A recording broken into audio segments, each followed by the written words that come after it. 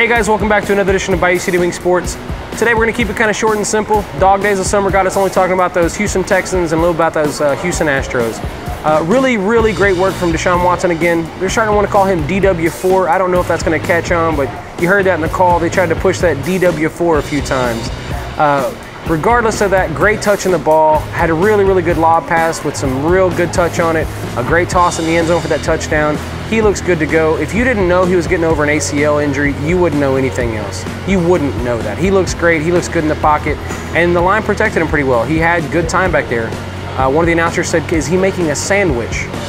So that looked pretty good for them. The only issue that I saw the entire game was the secondary. Real weak, real lack of communication. Everybody just kind of falling down around the place. Everybody was a half step or a second late to the ball or to the play. Not a lot of good pass breakups, not a lot of good passes defended.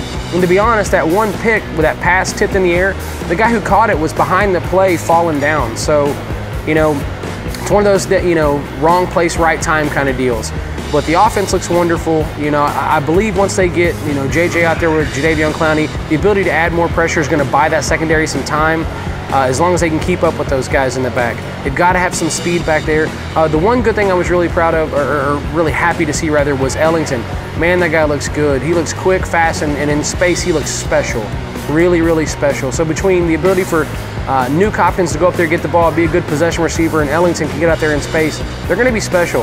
The one thing you could notice is they were trying to get someone to take this job from Alfred Blue. They want someone to come out there and be the second back right behind that, and nobody's doing it. They need that ground and pound back. I actually thought they should go get AP, but AP signed with Washington.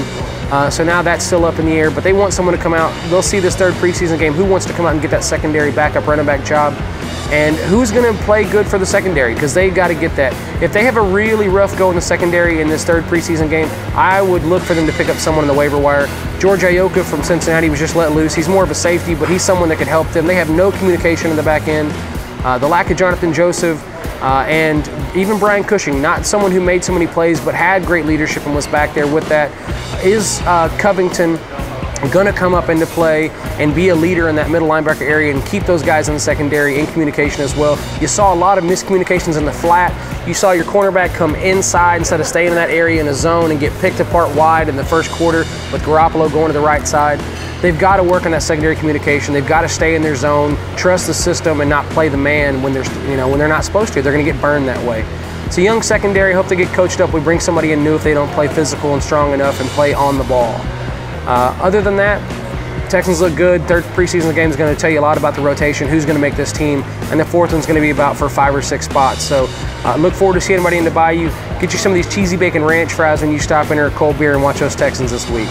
We're going to finish up talking about those Houston Astros. 75-50, still tied for first place, but the lead's gone. They held on to it for 125 games, and now they're finally tied. Someone's in front with them, and that's the Oakland Athletics at 75-50. And right behind them at 72-54, you've got the Seattle Mariners. So just like we talked about last week, they had to stay on pace, and they didn't.